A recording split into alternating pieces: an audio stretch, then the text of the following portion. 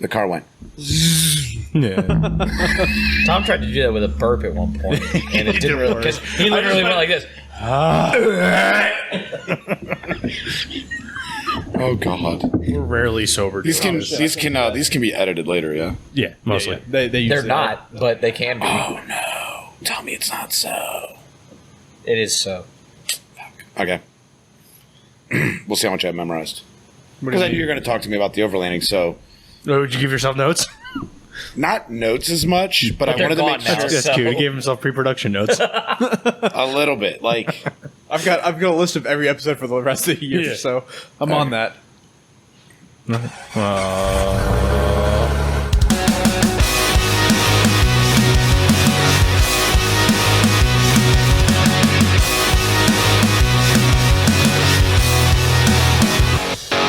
Yeah, that's Buddy. We've been kind of going for a few minutes now. I don't think there's anything we have to cut out of that.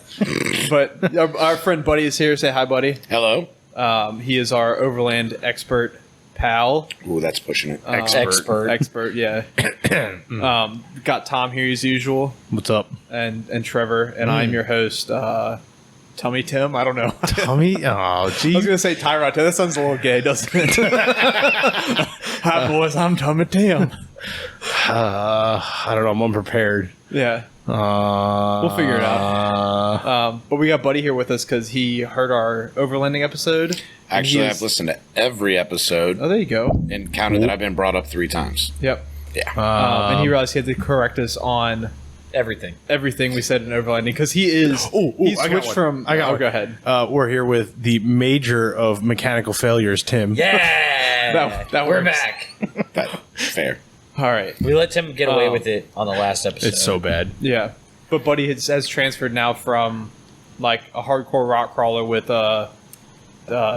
LJ Rubicon. LJ Rubicon on 37s. on 37s to now Gladiator on 37s. on 37s, Yeah. but with a rooftop tent. yeah. So like off-roading for me started flat in Ohio with mud, and then you guys introduced me to the rock crawling scene. I loved it. Yeah, I broke you. I think. Yeah. Sold him his first everybody- rock drugs. Everybody That's gave what me the crap drug about the Rubahara, but You deserved it. That's all right. it was a Try not- solid rig. Hey, It Buddy, worked. try not to kick the table. Oh, yeah, my bad. Yeah, Sorry, he's new here, everybody. yeah. His first podcast. And then I bought the Gladiator against everybody's suggestions because everybody hates the Gladies, but I wanted one. I like them. I'd get one if I didn't have a shitbox tow rig or a shitbox tow rig and trail Or a rig. need for a shitbox tow rig. Yeah. And honestly, I hated them at the first 2 until I owned one. And then it was an impulse buy. They need 37s. They do. They just that's really what it comes minimum. down to. And what the nice transition was, because of what you guys taught me, I started building it like a rock crawler. So very heavy duty suspension, thinking of disconnects, heavy duty armor. And then I took it off roading and destroyed a lot of stuff and realized Gladiators are not designed for rock In true crawling. Buddy fashion. Yes. They're also expensive. Yes. Does that first headlight or the first taillight cost you what, $900? $750 to replace it, but instead of going with the Mopar, Damn, Tom, you charge a lot. I went with No, it was under that's- warranty.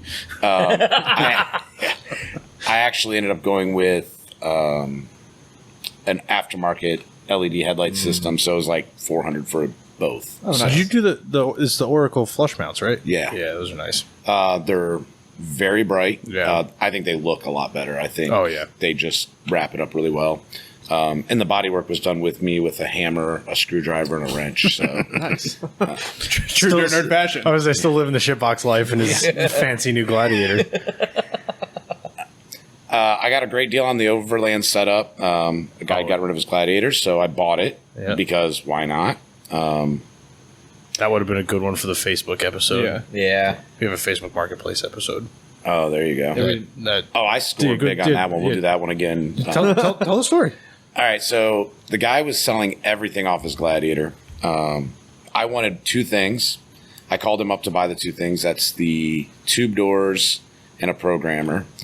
He offered me, because he didn't want to sell to multiple people, a great price of, I think, $2,000 for the back rack, rooftop tent, soft top, tube doors, programmer, tonneau cover, rail system, everything that was on the back rack system. Damn. And I think there was like a handful of other smaller items, extra fuel cans and stuff like that, Craziness. and tools and stuff. And I went and picked it up. And then I turned around and I sold the soft top for $1,400. Some of the other stuff I didn't want anymore. And I ended up breaking even. So I got the rooftop tent, the tube doors, the back rack, all the tools on it, and the programmer for free. Damn. That's awesome. That's a Facebook awesome. win. And that's Yeah. how, and that's kind of where you ended up. You're like, all right, I got all this stuff now. Let's. And everybody knows Rob. Rob's Jeep has everything on it, and Literally everything. He has the catalog plus what they haven't produced yet because he made it himself. And he got me to go out with him, and I found for a level 4 and under off-roader, you get that world plus camping, but it's a different site every day. Night. Yeah. So, Which is a lot of fun. That draws me to it. Like, I'd love to get something eventually that is that overlander, just because it's so much fun, and it's different scenery every day. yeah, and it's no different than going off-roading at Roche, AOA, or the Cove. Just all in one weekend. It's just you set your camp up and break it down every... Watch the mic stand. There you go. Good for beer. Tim's new here too. Yeah. But it's the same except for at the Cove or AOA, you don't break down your camp and set it back up. Yeah. And even with overlanding, we just recently did a test out trip with our rigs. We went to somewhere for 3 days. We set up one camp, and the only hard break we had was we took my Jeep every day was I just folded the tent down, drove, popped it back open. And I think that's the key to it. But we could have left and changed the campsite, and you have a lot more options with overlanding. I believe the one map I have has a little over 100 trails within a 2-hour drive from my house. Yeah, is that Gaia? Because Gaia has also I was there, a what- ton of them. Yeah, what app are you using? That I'll have to look. It's on my tablet. I'll get back to Gaia you is on that. good. Onyx. Onyx is good. The new BFG on trail Is is it- pretty good. There's a lot Yeah. of public trails posted on that one. But I like, for all of them, I like Gaia the best. Gaia is so cool. It takes a little more experience to know Yeah. how to use, but Gaia is a lot of fun. So, honestly, I'm converting a lot more to the overlanding scene. And hopefully one day I'll have the money and capability to do, of course, the... Rock landing. Yeah. Well, yeah. Yeah. No. Be able to go do the East Coast to West Coast trails system. Okay. And also, I know this from back in my day, Canada has a very similar one, but a little bit more aggressive. Yeah, it'd be, because there's 0 fuel stops, so you pack Yeah. everything with you to do a Trans-American I'd trip. be inclined to, even with Mackenzie's Jeep, is just get a small group together into the MABDR. Have you seen that one? No. The Mid-Atlantic Back Road Discovery Route. It runs from Bristol, Tennessee up to Like upstate New York somewhere, upstate right? New York. Yeah, it's like 1,300 miles. And it literally goes through Berkeley Springs, West Virginia. Like, it's right here. Yeah. It follows a lot of the George Washington National Forest, and then it breaks up into different trails. And it's unlike out west where they can do it where it's all unpaved because it's so new out there. It's mostly like gravel roads with very little pavement. Yeah. So it's not a lot of hard wheeling because it's designed for sport bikes. It's an adventure bike Yeah. group is that set up all those MABDR Yeah. thing, or because there was another one that I saw. I want to say it was like COBDR. It was a Colorado route. Yeah. So somebody's gone and done like the same style thing. Well, all BDR is over. its own. I think it's its own company. Oh, okay. Yeah. So, So like how Trans-American Trails is its own company. Yeah. So the BDR does different routes in different Everywhere. states, like Yeah. around the U.S. So you can just go. The map isn't expensive. Yeah. You can also find it on Gaia and like kind of put it together yourself. Yeah, it's like Gaia and Onyx are all like kind of crowdsourced type things. So you can share your route kind of thing. And some of the times, like me and the girlfriend, we look up trails just through the internet, and we'll take a day trip, drive out hour or two. They're usually about 8-hour loops. If you were overlanding and you wanted to enjoy it, you can turn that. An 8-hour loop can be turned into a 2-day adventure. Oh, 100%. We don't. We just do it, go back home, because we have a busy schedule constantly. So I think the overlanding is really expanding to the point where it allows everybody with a 4-wheel drive vehicle the opportunity to get outdoors with minimal experience. Yeah. One thing I would say, and me and Rob found this out this last trip, I went up a trail that is designed for vehicles, and I don't know where this is going, but it I got like it. kind of aggressive. No. Like And ATV trail there was- aggressive? No, not as bad as you guiding somebody, but I didn't get that. Sick burn. But when you have to make a turnaround and there's a cliff there, that's where your Yeah, yeah. experience comes in. And against our primary don't rule, drive me and him awkwardly. did go out with one rig. We went out with one Jeep and one Jeep only, Yeah, it's which is usually a big advice. no-no. However, we've also been around the world long enough that, not saying it's a good idea for anybody to do it, but my Jeep also has enough recovery gear that there's Yeah. very few. one between your and Rob's experience in your professional life. knowing where to turn around. Like knowing where to turn around, how to manage yourself in stressful situations. You guys are the two people that like don't go out alone, but like if someone's to go out alone, it's going to be you and Rob because of your life Yeah. experiences that you can manage the stressful situations and not murder yourselves. Yeah, and we're always smart enough to take a lot of beer with us just in case we get stranded that we don't kill each other. But there's a lot of lessons learned on this last trip. Kind of what we took that we didn't need. They're nice luxuries, don't get me wrong, but we didn't Yeah. need them.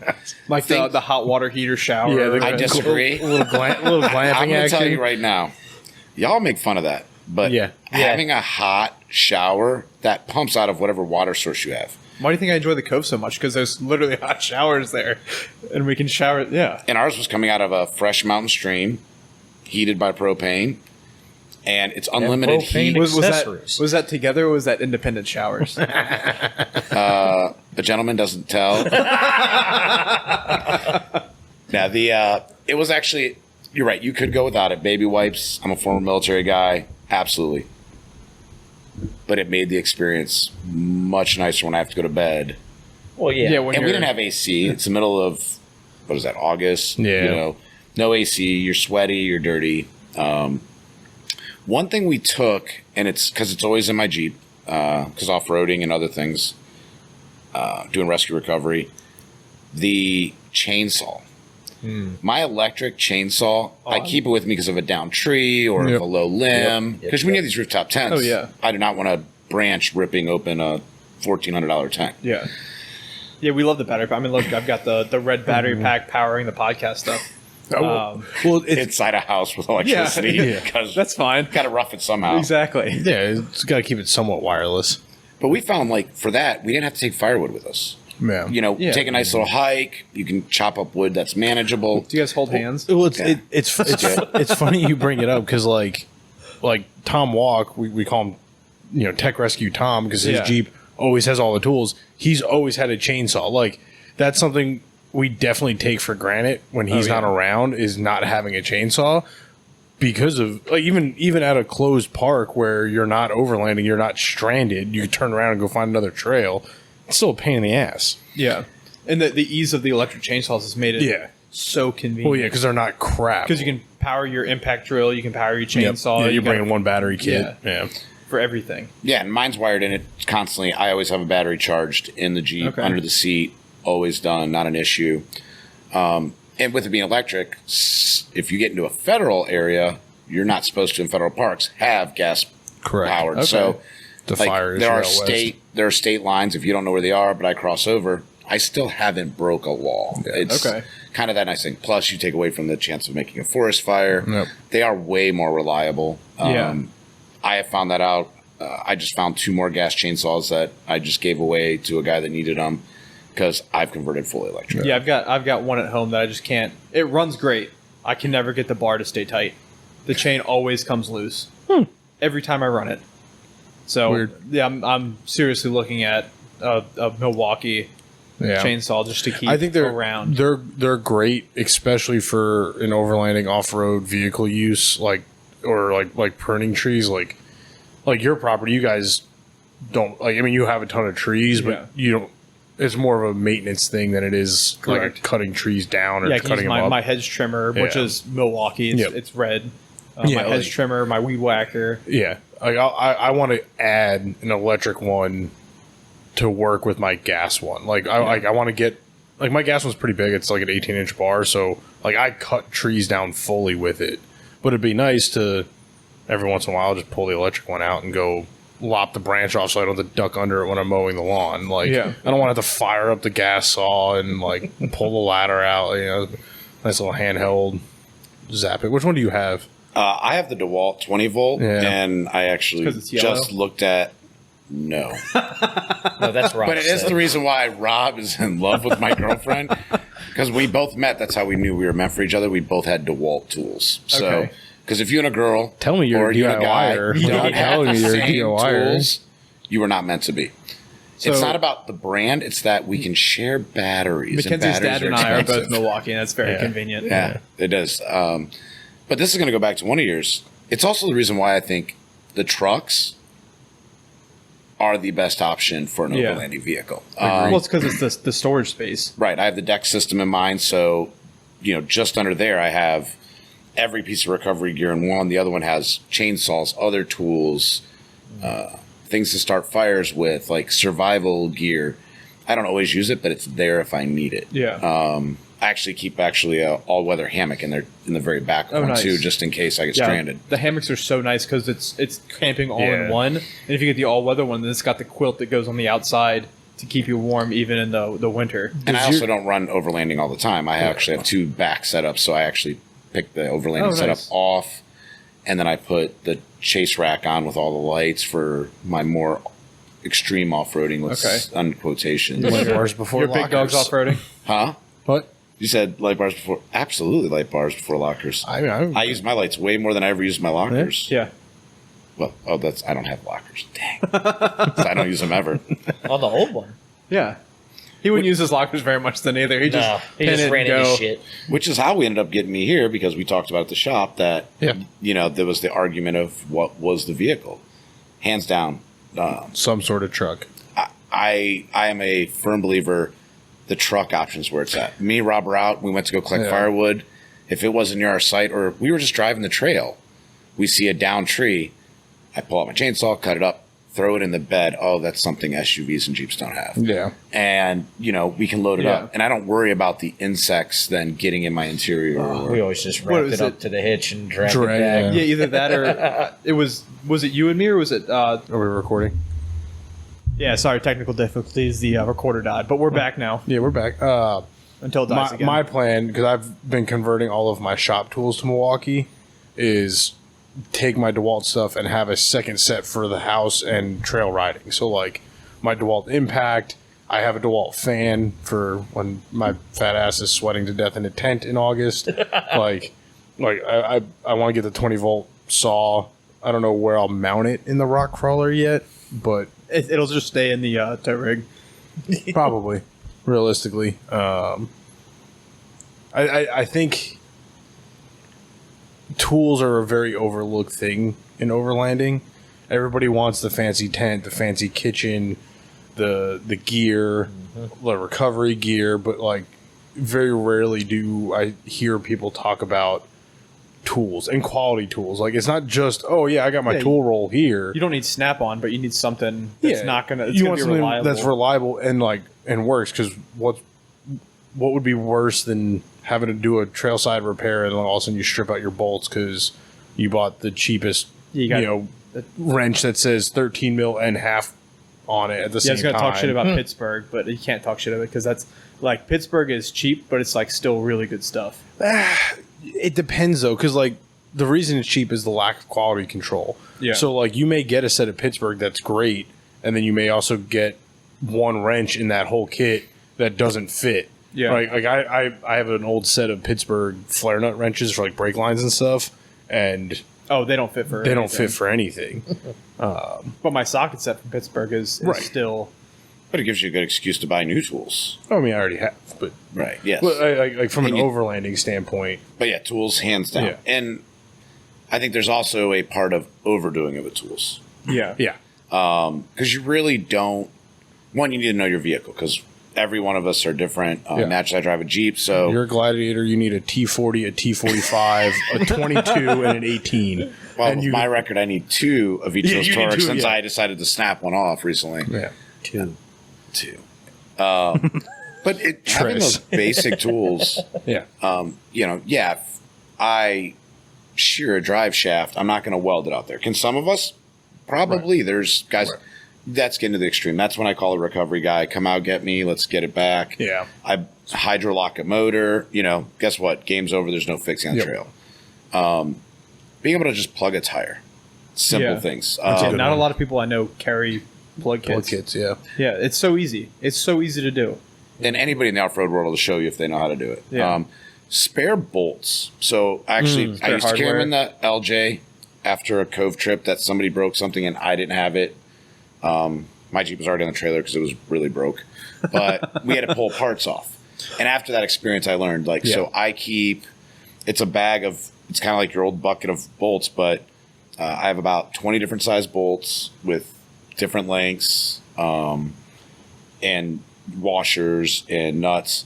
They may not be the perfect fit, but if I snap a bolt on a control arm, I have something I can at least put in there, To limp it home. safely secure it till I get out, at least off the trail to the road where I can get a flatbed to come get it, Yeah, or yeah. someone to bring me the correct bolts. Or Yeah, my toolbox that I keep, like just the Craftsman toolbox that I had, like the 108 Yeah. piece. It's got in the whole top compartment, like where they just the empty Spare part, hardware. just spare hardware. Yeah. And it's not like I didn't go to the hardware store and buy it. It's just the leftover stuff that you took something back Right. apart. You took something apart and you just happen to have like 3 left over when you put it back together. And I'm like, oh, I'll keep those just in case I find the spot for them. honestly, those toolkits, I think I'm kind of a fan of them because you do have that selection Yeah. of everything and just enough. Yeah, if I were to do it again though for a modern vehicle, is mine's metric and standard. I would Just metric. get rid of the standard stuff. My plan as I build the YJ, and like, I know from an overlanding standpoint, you're typically in a group, so carrying a variety or wide range of things is good.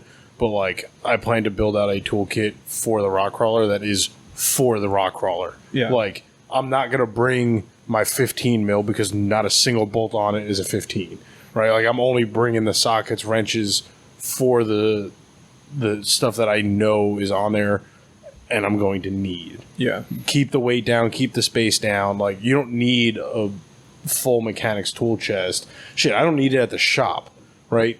For the JLJT, it's like 7 sockets.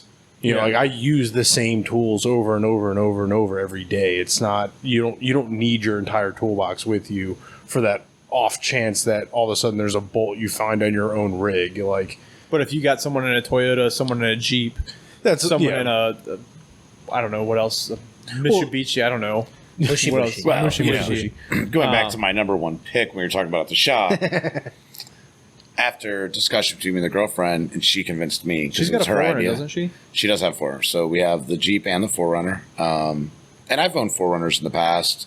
I love them. I own love a 4Runners. I'd probably own a 4. And So the Mackenzie's 4Runner. got her Jeep. I would probably own a 4Runner before I bought a Jeep. Another Jeep, because I've got my shit box. But like before I bought a Wrangler. like for a daily driver yeah, style. yeah. I would agree with that. I would probably get a 4Runner before I got a Wrangler for daily driver, but I don't love the interface of the Toyotas. Just never like I would do like a Nissan or like a Chevy. I would probably go truck, so I'm probably like Tacoma, Yeah. Canyon, Colorado. So when we talked about it, one of my picks would be the Tacoma. Because I had to think about it. When you asked me about what would my picks be. Sounds like shit. Yeah. So what would my picks be? So at $100,000, I know you said the Rivian, and I got to hear your hour-long lecture about how great the Rivian is. One, They still didn't send us a check for that. Yeah. Believe it or not. I love the idea of electric Cha-ching. vehicles. Here's the catch. I am not an electrical engineer, so when there's going to be a major fail, all that mechanical stuff you learned over the years, that's just out Yeah, the it's out window the in window. your SOS. Unless So you I'm have not like right a there tire yet. break. I disagree with that. Okay.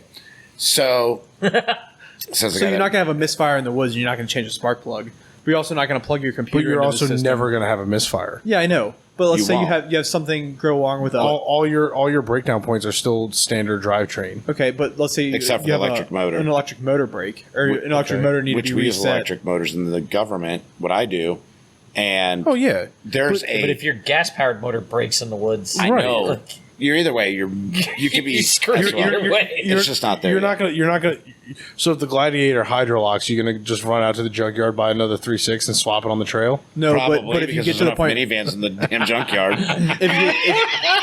Fair. if you get to the point where you know it's going to hydrolock, you can stop, pull the plugs out, and evacuate the cylinders. Yeah, but you don't have to worry about hydrolocking.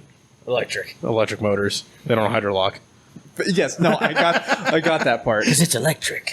But if they do get enough water seepage in there, though, Oh yeah. you can get catastrophic failures very quickly because Well- I've seen in our systems where once the motor gets something in there, that's no Oh, yeah. bueno. Yeah, but it's that's- not just like a it just motor shuts going down. glug glug glug. It's a hard seize. The conversation about a catastrophic failure is not exclusive to EVs. No, I agree. Like, Yeah, we saw that with AKs. right. Right, like Why did we bring? I was guiding that day. you were actually guiding that group. I was guiding that You group. were the one that towed it back to the lineup. He was tail gunning for me because he didn't have a group to go out with. Yep. And So AKs are. I don't think we've talked about AK though. I don't think we have. You're AK right. is our favorite Indian that we go foiling with. Yeah. He drives his Jeep Like a so BMW. hard. So he used to race bikes Yeah, Um, BMWs. and BMWs. And then I met him four wheeling first time. We were in Lisa's hole, and I told him to pin it and shift gears, and he Yeah. did it. Then I guess sounds- a few years then he- later, so Then he dirty. did it again and seized his motor. yeah. Technically, his daughter was driving. Yeah. Well.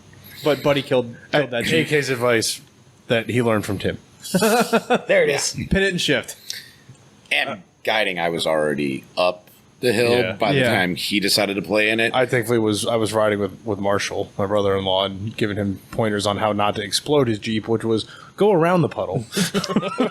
That was actually a bad. We should really. That was a bad weekend because whoever your friend was in the Ranger, Ranger. you guys had one with your group that had a Ford Ranger that tagged in with me on Saturday, who had no transmission fluid.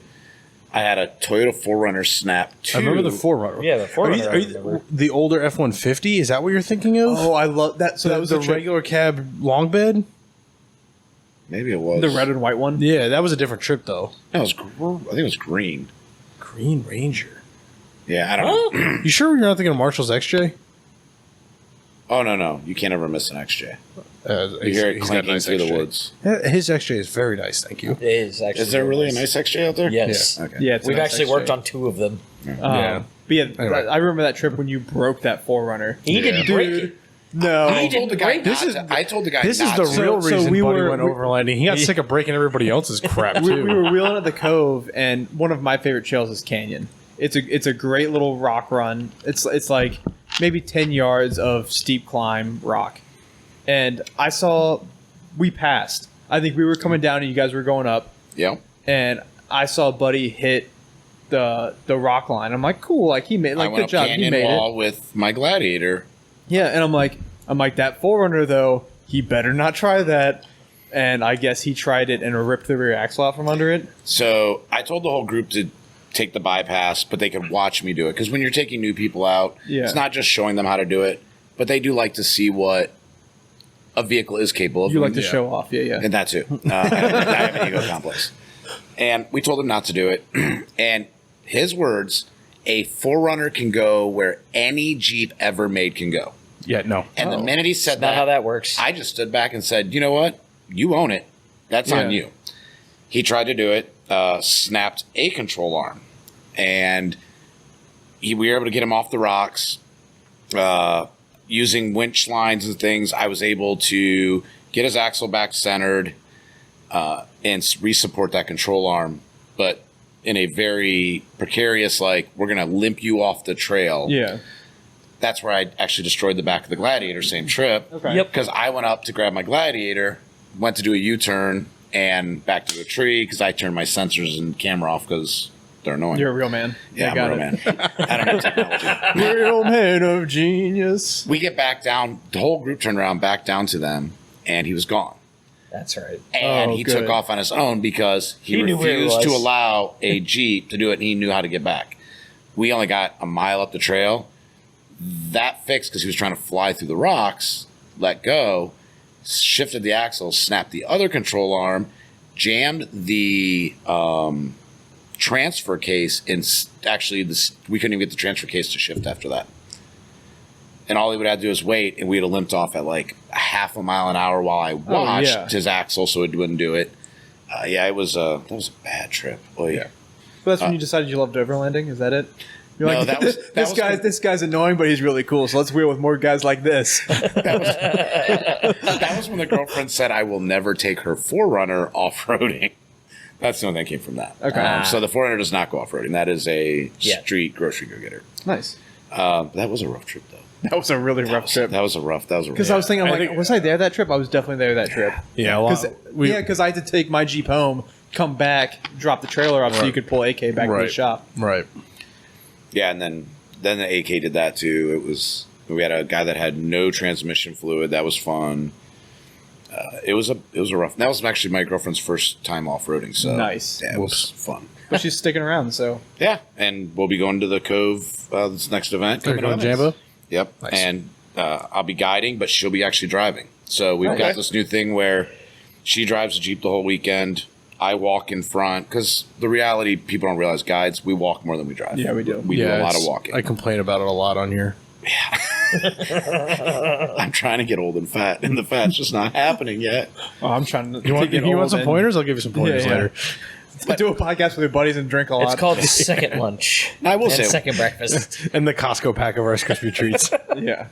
Now, going back to the Rivian. Yeah. So I'm a massive fan of electric drive. Right.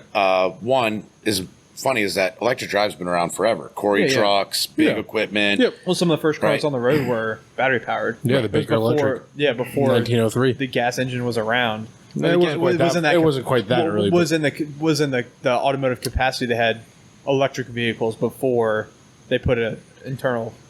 Not far as I quite. know, no? Internal combustion was invented before electricity was available. Fair, yes. Yeah, the 1860s internal combustion, like 1900s was the light bulb. Minor detail.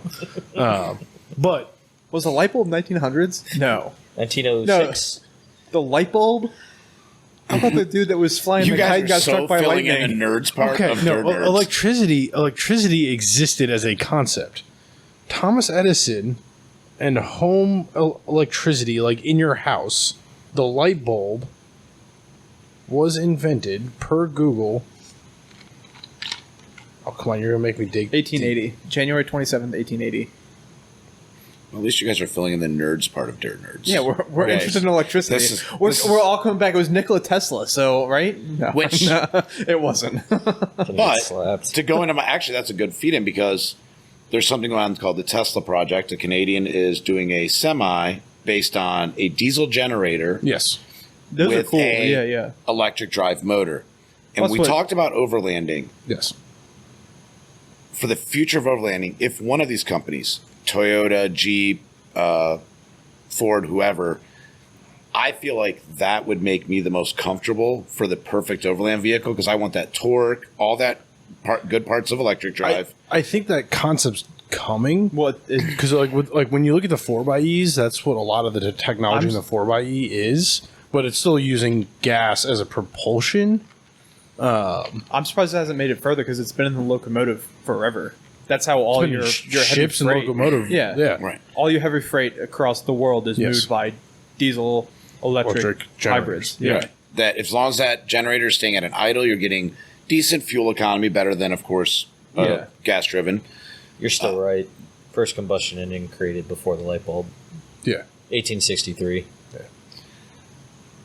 I could have sworn home electricity was like 1901 or something. So the light bulb itself was 1880. Home electricity, I believe, was 1906. That sounds right. Nah, no. I think it's earlier than that because there was an electric car that was marketed towards women because like having to like fill up your own oil and gas was dirty work. was dirty work and like for peasants. Yeah.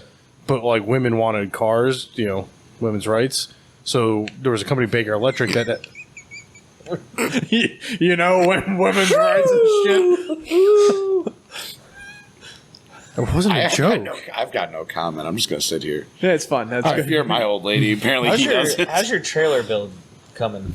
So Tell people what it is first. Yeah. 'cause So- it's pretty I'm cool. still on the shopping for it because I did mess up. I was Oconus for work, and me and a guy got in a quabble. But I'm trying to get a Gladiator bed to basically turn into an off-road trailer, Basically, the utilizing back half of a Gladiator. basic. Yes. So the one I was looking at, they'd actually between the doors, they had actually cut the frame because it had been an accident. Okay. And I was going to buy that whole thing, of course, then chop the frame, make it into the arms, do some things. Because the nice thing is, and some people say it's overkill, but having that axle set up already, that suspension set up. I use Metacloak on this build, but I could just get the Metacloak rear setup, and then Yeah. everything's matching, same everything. Yeah, and then we always have spare parts, get the same wheels, same. Everything. If I, Yeah. So that's still in the box of things to do. It's just trying to find that setup Yeah. again that's not destroyed. The Gladiator has a 2-piece drive shaft. So Some- what yeah. you could do is you could do a drive shaft to an electric generator, and have the drive shaft like turn. a mini PTO. Yeah, but driven off driven off the trailer wheels. So as it's to pull the trailer, It it would charges. generate energy for battery packs for the overlanding setup. There you That's go. actually- a solid idea I don't from have Ted. that. Actually, that is a heck of a solid idea. That'd be sweet. But the idea would be to Be transfer ready. He all won't get my another one for overland- 110 years. Yeah, it's like the light bulb. It's a comet. The Don't idea would blink, be you'll to miss it. transfer all the overland to the trailer. Yeah. One thing that is a downfall, because we're the adventurous type and we like to drive, once we set up camp with these rooftop tents, you're not moving your vehicle without breaking it down. So as you get these That's where the awnings trailer out, comes into play. Solar. trailers are a great thing. I have looked at some solar options, some battery pack options to run it. The reality is, by the cost and all that, I run a Whisper Quiet Honda generator. Those are They so cost you a nice. couple grand. They give me plenty of power to include. I didn't take this last trip. I have an AC unit that I run a tube course you to do. my thing. So when you get out of your nice hot steam shower, you can just go into your air conditioned tent. Just go to a hotel. Huh? Just get a hotel at Yeah, that but they don't point. make hotels with views like that. Yeah, I, they got, I got you, buddy. They Then, cost a you know, lot. in that case, why have a tent? Just sleep on the ground with a back. There's sleeping bag. bears. Huh? There's ticks Bears. that Okay. cause you to not be able to eat meat anymore, and I Yeah. really don't like that. I've never Well, feared we still ticks have- until Yeah, I found out I wouldn't be able to eat rear. And it's like, yeah. We still have that problem with rock crawling, though. Is you're going to be in the same environments. You're just not out there for long enough. Yeah. Not I think long that enough. just as was long as. directly at the why need a tent? Just sleep on the ground. Right. I mean, you could also do that, in your $1 million RV because you Yeah. walk through tall grass. Then you If went I to have bed. an LS and tons You know under what the it, nice yeah. thing is about my hot shower is I have to soap up so I can actually feel when there's a tick. When you just decide to go crawl in all dirty, that tick's already embedded. It stays in there. That Rocky Mountain spotted fever kicks in, or Lyme disease. You're paralyzed red in 3 meat allergy. days. All or of you a get sudden, you're eating meat another type of meat. allergy. It happens. That's the side effect of the hot shower It's a with side Rob. effect of overlanding. So, where I do like the Rivian idea, Yeah. my other issue is, yes, the guys made it from East Coast to West Coast to Rivians because, yes, we do have a lot of this brake regeneration. We have all these things. Yeah. One thing I like about my setup, I keep 20 gallons extra fuel on my Gladiator Which is a whole when I tank. go somewhere, That's right? more, is that more than a whole tank? That is a whole tank of Yeah, fuel. roughly. Well, 21.5, I think, is total. Yeah. But it's like basically, I have another one. Now, Yeah. some people say it's overkill. I do it because It's not overkill. I did It's have overlanding. I had an hour and a half commute to work every day. So Yeah. with me carrying that, you know how many times I stop on 66 because a flat tire or someone ran out of fuel. It's Yeah. just easy for me to say, here, let me help you out. Yep. We go out off-roading. There's not many people carry fuel. I do. Someone runs out of fuel. Here, there's fuel. I overcarry because of that. Yeah. But with that, the nice thing about it, and some of the RV companies are now, they have just announced they're going to do it. That generator electric, one, you get all the benefits of electric. That generator, if you're running your whole camping setup off that Rivian, you're going to drain it faster. Where if that generator's there as a backup to recharge that system, Yeah. And I get it. There's solar also as an option too, which is always great. The problem with solar is you have to be guaranteed sunlight. Well, if you're in the woods, one thing I love about real actual off-roading is you're not usually in the sun. Yeah. So, but I do like the idea of that. Also, the Rivian it's still new. It has a lot of its own bugs, and I think in a few years, that may be the option. Plus, not very many aftermarket options. Yeah, I think that if the diesel electric thing comes around to the off-road world, I think that will be an absolute game changer. I think you're going to see a lot of stuff change, which it needs to, because it's such cool technology. Yeah, you can have like a 2-liter diesel run. Yep. This I mean anything. It runs your vehicle for as many days as you have fuel. I think Dirt Nerd should make a moon buggy that's off a small diesel generator and electric motors. You'd have more torque than a damn rock racer. We'll open you want to get in on the ground floor? I'm open to investments and funding. Yeah. If you guys hear that, Dirt Nerds Motors will take your we'll take your money at any day of the week. Yeah, so if anybody wants to build a diesel electric Froder. Yeah. Not even that. Just give us money. No, that's the Dirt Nerds off-road thing. I mean, but think about it, though. You're gonna have more torque in a you'd have more torque in a moon buggy than you would a rock racer. But again, we're already getting there, right? Like that is the general concept of Jeep's 4xe right now. The hard problem with that is the power loss in a traditional drive of transfer case to drive shafts. So you would need electric drive solid axles to make that, which is really viable. Which they're coming. They exist for like the semi truck market. They exist, but you don't see them on the small scale like the Dana 44. Well, but so that's the Rivian setup has a quad motor setup where there's an individual drive for each wheel. Yeah, it's IFS IRS. And I think that's where you're going to see. You're not going to see a differential replaced by an electric motor. Like you're not going to get solid axle. They do exist. The solid axle. It's not that they don't exist, but they're so bulky and the future is going to be in that quad motor setup. And the thing is, if you really think about it, if you orient that motor right and you set it up right with the right like axles and everything, you can get ridiculous travel and strength out of it. The problem with like the Broncos and the Toyotas and things are the balance between drivable and off-road indestructibility. Yeah. Your daily driver doesn't need to be, indestructible. 85 inches wide. Like look at the Bronco Raptor's 10 inches wider than the regular Bronco to achieve the 3 extra inches of suspension travel. The trade-off just isn't there for normal use yet, but I think the quad motor setups allow for it a lot easier than we see with a standard drive shaft differential type setup. So I think there's not really any moon buggies in the independent front. I don't think there's any moon buggies independent front, independent rear. You see rock bouncers that do that, but those are high horsepower, which you can get with the electric setup. You could get that. But you could also just do battery packs at that point because it's such short runs. I mean, honestly, if it was a high output electric drive motor with a small gas or generator, whatever's most efficient, that's science work, but science work. Science work. I'm not trying to do all that math. Not an engineer. I am an engineer. I just don't like doing it. But if you gave me that same setup, the same transfer case, the same axle, I'll take that over any gas motor you could directly swap into my Gladiator tomorrow because it will outperform 100 times over. Oh yeah. So, but I know what it you're saying. outperforms strictly in a acceleration power mindset. The idea in the off-road world and based on what we're talking about as far as having a generator powering that electric motor, it's a reliability thing, right?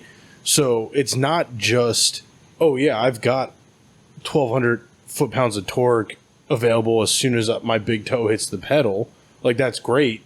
But there's also a certain level of delivering that, right? Like, if you just put that much torque out instantly on loose gravel, you're going to slip. So now you're talking about tires that have to keep up with that, programming that electric motor to work, to apply the power correctly. That's all of our drivetrains now, everything in a vehicle is based around a curve. It's easy to program a curve into an electric motor, but there's so much more to it than just instantaneous torque. I would agree with that. So the downfall is, though, I can adjust on the fly an electric motor in my world. Sure. Way easier than, like, if I put a 600 horsepower motor in my Gladiator, when I tap that, it's always going to be consistently the same amount of, correct. I just broke something in my rear end. Right. With the electric, it's a simple turn knob, like a thumb throttle, but a turn knob. I can say, give me full power, or no, bring me back to 25%, because I'm going to crawl, and I want it just to slowly. Now, does technology do that? My Jeep does that now, because the new ones, I have the little slap shift. But that's one of the reasons. That's one of the reasons the Rivian's got the. Is this a whole nother episode devoted to the Rivian? I think accidentally. Almost. We should get off. It has that technology, right? It does that processing for you, so you don't have to think about it. And I think that the Rivian, in 10 years, I would be 100% supportive of it. 10 years. Once the infrastructure, have you seen the R1X? Hold on. The R1S? X. My biggest thing when you talk about off-roading in that, one, the aftermarket. Oh, it's very nice. It's cute. Long travel. Right. All-wheel drive. It looks like a FJ40 hooked up with one of those mall crawler Broncos. It's cute. Speaking of FJs. Say your FJ thing. What? Oh, no, I don't know. No. So we got way off topic. We'll come back about yeah. the Rivian thing. But I think the Rivian, it needs an aftermarket, which isn't there yet. It's getting there, but it needs to be there, because that's another thing. I said the same thing about the Everything was- Bronco, and that's there. And the Bronco's got its following. We're And at it's year 3 breaking of all the Gladiator, time. and I still, there's some things I can't get for a Gladiator that you could for a JL, because it takes time to get there. Yep. You need to have the need for it. The aftermarket needs to see that the need exists, and then it gets developed that way and then out eventually. Yeah. And then, Unlike the Jeep, not the Jeep, but the Wrangler platform, which has been around since the 40s, and people have been doing it. But now we have the Gladiator, and it just hasn't caught up yet. so I think you could be, it will. And then there's also the more we get into EV, there's going to be more charging stations. Yep. Because that's the other thing, right? Yes, that one trail they were able to figure out, here's our 4 charging points. But, okay, now that's great if I want to do that trail, but I can't just say, I'm going to leave today, overland up through Ohio, across to Wisconsin. If I run out of charge and there's not a charging station, now I have a $1,000 tow bill. What happens if it's a failure? You pop a tire, someone needs to run back into town. That takes 40 miles off of your round trip, and you don't make it to your next charging station. Yeah. You have to plan your route around charging. And I do think it's the future of it. I just think it's not there yet. And that's the reason why the Rivian's kind of like that. Is it but it's not there yet. Yeah, Because we're otherwise, close. in that case, then I'm going to pick, time travel to overland. So that way I can just repeat the same day in my backyard over and over and over again. I think that's a Jeep commercial, right? Yeah. Groundhog Ground- Day. yeah. I know. Yeah. I would destroy that Jeep every day. Well, you did. It's Oh, yeah. Damn. Fair. it's. I don't know what I was going to say. Got distracted by Groundhog's Day. So the time travel. Oh, God. Back to time travel overlanding. Time travel. Time travel landing. Time You landing. go where you want, then you time travel back home, and you're back in your bed that night. And Isn't you that go, more of a teleportation than time traveling? It is. Maybe, I don't know. I was trying to stay in the same spot. Back to Just the restart the day over. back to the future of overland. My wood piles. Oh, so we're back taking not Rivian's, DeLorean's overlanding. Yes. Okay, Yeah. so let's get into, because you asked me at the shop about but my choices. Okay, but you have to admit, flux capacitor is going to be way harder to fix on the trail than an Yeah, that's a electric tough. motor. Yeah, and doing 88 on the trail is going to get a little difficult. Is it though? No, as long as Is Buddy's it? driving, you're going to get to 88 miles. Well, in a DeLorean, getting to 88's hard to do regardless of what you're driving on. Technically, where we're going, we don't need roads. There are no roads. So the other question, which generation? Is it like, am I just using my garbage, so pack it in, pack it out? Like, First generation DeLorean. or are we going first generation where now I have to have like, what ran the first DeLorean? It was The Buick V6. Yeah, it was garbage. no. What was that they put in? No, not the actual. Garbage. Like Oh, the movie. Like in the movie. Like, Yeah, it was, ran Electricity, right? I don't know. No, it it was- was that second movie. First It was one like was, wasn't there a blender? no, that was no. the third one. That was when they used trash. The first one they used uranium. Yes. Uranium. No, plutonium. Plutonium. So yeah, we I was going to say unobtainium, but that's not Could it. you imagine? Unobtainium? You know, hard That's to be to from find Avatar. plutonium. I know. Vibranium. Captain America, Yeah. I need your shield. Yeah, I need to run he my converts shitty it at the 80s. beginning of the third one to trash. Yeah. And he has the Mr. Trash on top, and he's just Yeah. throwing banana peels and shit. Funny, my Jeep runs on trash. No, your Jeep Jeep is is trash. And it doesn't run right now either, so fair. So that was the only reason I couldn't back you on the Rivian. Otherwise, yes, I would. And I think I would back you in 5 to 10 years on the Rivian. In today's market, you asked me what would be my favorite pick and I get $100,000 to spend out of the box. Yeah. And amazingly enough, I'd pick the Defender X 2-door. Oh, really? Oh, you like Is to it live two- is it dangerously, I two-door? see. So here's my thing. And Defender it's X not my 2-door. first choice. It's my first choice I could buy in America. My first choice would actually The Jimny? be the Land Rover pickup truck that you see overseas all the time. That's where you see in Middle East, a lot of European countries, Australia. Based on the early Defenders. Right, but they still make them Yeah, today yeah, brand yeah. new. You're talking just Holy absolutely shit, look at that. reliable, like capable. The Defender X, when you look at it, I've never seen a two-door Defender before. 99 That's cool. fully loaded Defender X is $99,640. Oh. Did you just Google $100,000 SUV? No. And you know the reason I Yes. didn't pick this initially when she said it? Because the one Land Rover? I happened to look at for a friend of mine who wanted one Yeah. was 115, but Okay. they have this next series level that's like the I Yeah. smoke crack and have too much money. So, but when I looked into it, the Defender X, I mean, you can go the way it comes out of the factory. It's broken. That too, 30. And we picked all brand new cars, right? Because if I had just $100,000, Yeah, if you had to go to the but I took dealer and brand new. walk out with Yeah. And all these vehicles are getting the same accessories, whatever they are. This thing goes to 30 inches of water out of the box Okay. with a So gas. will the Rivian. Yeah, okay. We're over the 36 Rivian. inches? Yeah, but the I think Rivian it's runs out of electricity in 400 miles. Okay, but to be fair, The to Defender 28 runs out of gas in 300 miles. No. If you're gonna plan a trip with a Land Rover, you better make sure there's Land Rover dealerships nearby to fix your shit. And that's worse than finding a charging station. Again, I'd probably import mine because everything in the U.S. made just sucks. But that's besides what we'll get on. maybe- Separate conversation. Yeah, Yeah. it's separate conversation. Is there a diesel one? So there is. Yeah. If we went over the 100,000 mark, it's one cool thing about the Defenders. You can get a V8 option. In the two-door. But You in can the get a V8 two-door, Grand you get the Cherokee. V8, but it starts at 100 and probably like 10, 120,000. Reasonable. But even their 6-cylinder version is what I'm talking about. You're 395 horsepower V6. Well, it's probably plenty for overlanding. turbocharged. Yeah. Yeah. So that was mine. And there's because it comes with a lot of things. It comes with onboard air automatically. It comes with luggage packs, exterior luggage packs built into it. It already has the ability for a built-in shower that you can get from them. Oh, so you'd So probably it's be a set. $200 option that it runs off your battery and gives you hot water. Nice. So it comes with a lot of features that I feel like if you were going to go into overlanding, I have $100,000, and if I have $100,000 to spend on overlanding, I want luxury. Yeah. It's a good riding vehicle. It has a lot of select track, 4-wheel drive. It has electronic responsive. So when you get on rocks, None of which will work after 3 months. It's got a lot of leaks. So we want brand new vehicles. Do you want to So do the you know what the nice BMW thing about- thing? It'll work. You just have to pay a subscription every month. To Oh, God, wow. That's Here's the that, catch. which is coming. And I Tell do the this expert only with world. new vehicles because the nice thing about new vehicles, as long as you don't overly modify, is warranties. I broke the living hell out of that Gladiator while I was under Jeep warranty. warranties a lot of stuff. And I walked in and said, I washed it up good and told them I never off-roaded it. And I hand them the keys. Actually, I blew up the rear axle in the Ram Rebel because I was doing donuts trying to drift. Yeah.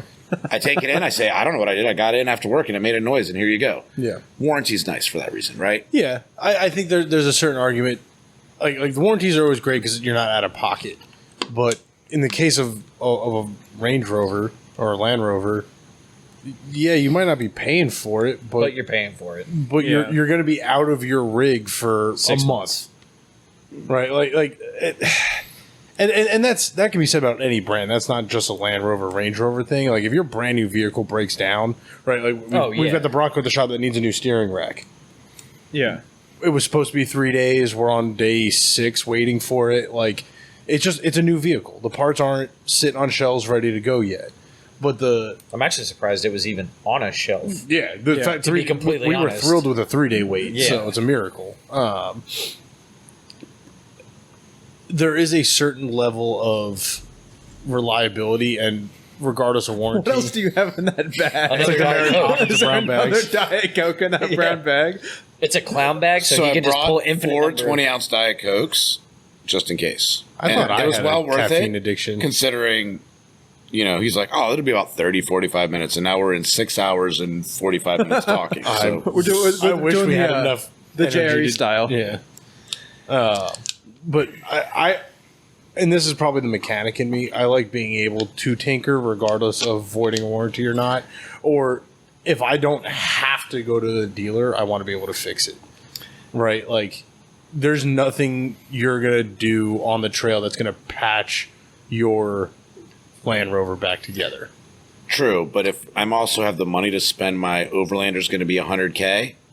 I'm not the type of person that wants to patch my shit. It's where I get on my sat phone and say, come get my crap and take it, right? So I made that choice on Nice little it's cargo not bob. just- because all my vehicles under that vehicle, well, 2 of the vehicles under there, I would say, are almost as capable, but not as comfortable or out of the box, Yeah. something I want to just get in and drive for 3 weeks. Because my next choice would be a Mojave Gladiator. Yeah.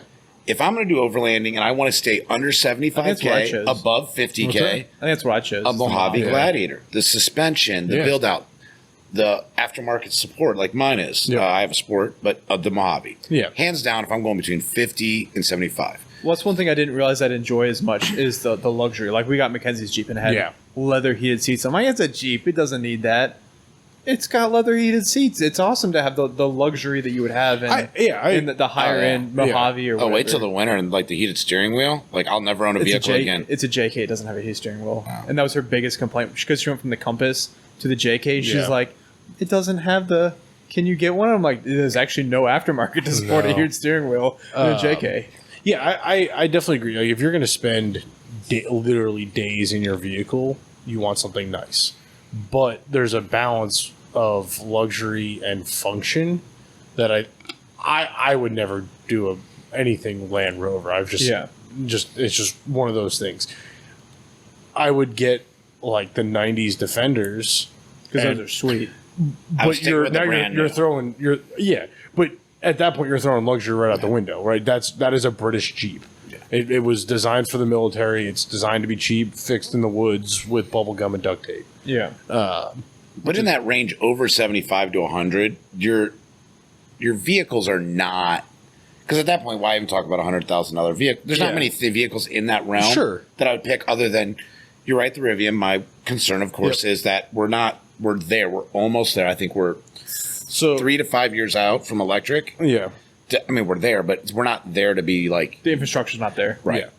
And then going back to the other option, that Defender against its marketplace in that realm, I believe is personally the best. Now we get down to like the over 50, under 75. Given I'm biased, the Yeah. Mojave Gladiator, because I'm going to go with the truck every day of the week. Yeah. Because anything Yeah. under 50, like let's go under 50. I could get a Toyota Tacoma TRD Pro for under Under 50? $50,000 loaded. Buy it and resell it. yeah. Where are you getting that finding under that? 50? Jesus Right? Christ. A loaded TRD Pro for less than Okay, 50. so we're going with MSRP, not the crackhead. Okay. And this is for anybody that works in the dealerships. You guys are The crackheads. dealer market. What was the one we saw? Oh. Was it the $73,000. the 73 the new 370Zs, the new Oh, Nissan yeah. Z. They had there was a dealer in I think Ohio that had a $73,000 market adjustment on a $50,000 vehicle. Right. So we take that out, and I Ridiculous. just go, and I did all these off MSRP. You're right. Then if it's under 50, what am I going to get?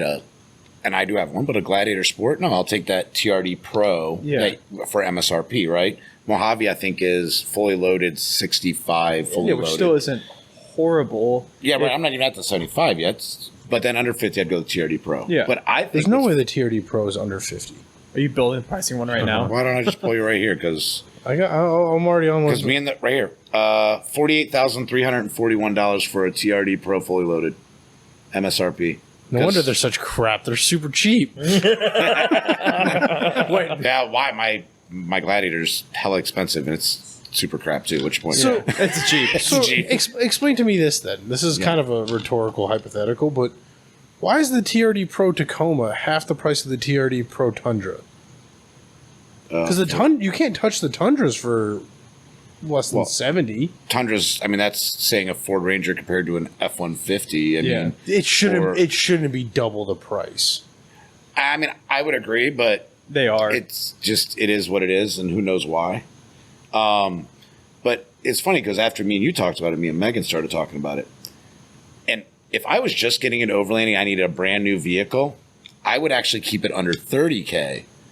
And I think somebody brought up in your last episode, I would get a Subaru Crosstrek. They're pretty cool. Yeah. Hands down. If you want to get into overlanding, rooftop 10 on that thing, you can pack everything you want.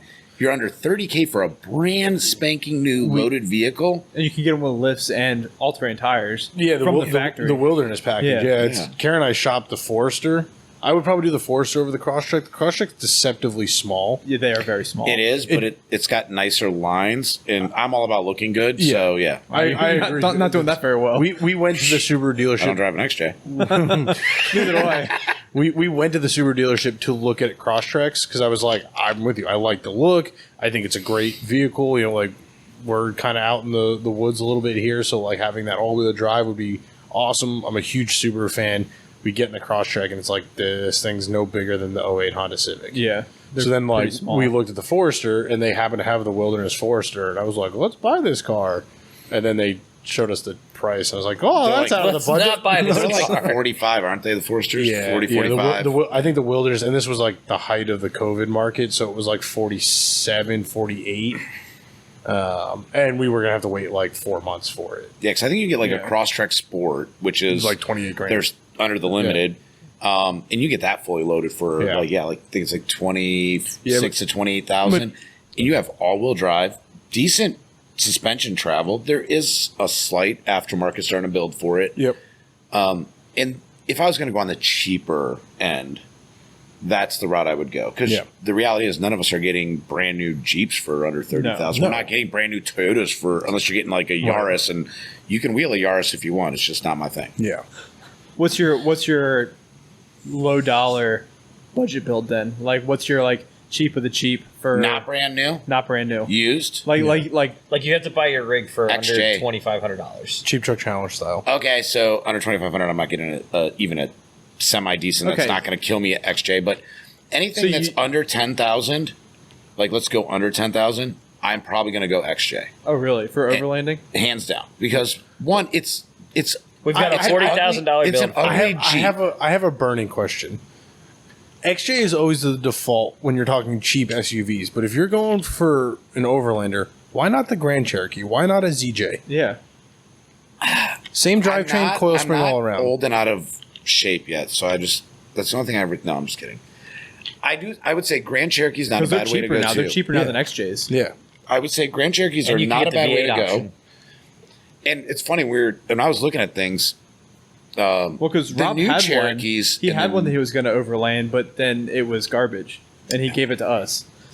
Yeah, I think it was beyond garbage. It was so garbagey that even Brian didn't put it back together. He took parts off of it. Now, I almost thought about putting the new, and amazing enough, the new Grand Cherokee into overlanding. And the only reason why is Wally has one. And it has that adjustable suspension, as like my Ram Yeah. Rebel had. The And beach is like that too. that's The pretty Quadra-lift. legit. Yeah, Oh, yeah. so by the Nice. way, that's the Defender X has that too. It has the adjustable air ride Still suspension. a Land Rover. I Buddy's wouldn't even buy it nickname? for the Jeep. But his nickname is now the Defender of the Defender. Yeah, right. Honestly, if it was wider trails, even though I destroyed that, my Ram Rebel would have been a decent overland truck. You had fun in that thing. Oh, I had way too much fun. I had way, but Wally had one, and he did all the way to Moab, Moab, and did Moab That was in it. you had 16 you had a 16 Ram Rebel, Sure, sounds good. Yeah. Yeah. but you treated that thing like it was a Jeep. Oh yeah, And a sports car. And it- yeah. And it held up and under. a 1-ton dually. I was gonna say, Okay, first off, It held up was under rated warranty. for 12,000 pounds. I put You know what dually trucks are- 18,000 pounds in Yeah. at one time. what's the tailgate rated for? About 200. One LJ and an ex-girlfriend. Not your ex-girlfriend.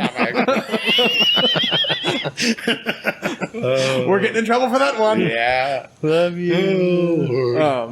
No. So But yeah, like the Ram Rebel held up really well under warranty because you beat the piss out of it. Like, I don't know, it's broken. And Take it that's- back As and then much as fix people it. give the Rams crap, right? And they're like, "Oh, but yours is broken all the time." Dude, nobody's yet to make a vehicle I can't break. Even the Yeah. United States military never found a vehicle they gave me that I didn't break. Yeah. I mean, I destroyed an MRAP and it was only less than a year old. I mean, Tell us that story, buddy. no, let's not get into that. Can you not tell us I that was gonna story? say, are you allowed? Because I want it. Should we stop recording? Because I want to hear that We'll cut- story. we'll cut- We'll cut come it back out. to that later. Yeah. But So you that's know, the MRAP honestly, story for how now. much I put that thing through, it did hold up. And if I was going to go back and buy another one, I wouldn't hesitate. Yeah. There was a lot of great features that came with that, but the parts I didn't like were there was like Dodge is famous for. The interior was it looked nice, but in reality, it was crap. Kind of cheap. Yeah, Yeah, it was that older body style. Like the 2019's newer. They really upgraded a lot of that stuff, which I think Wally's was a newer one. yes, Yeah. He had the next gen.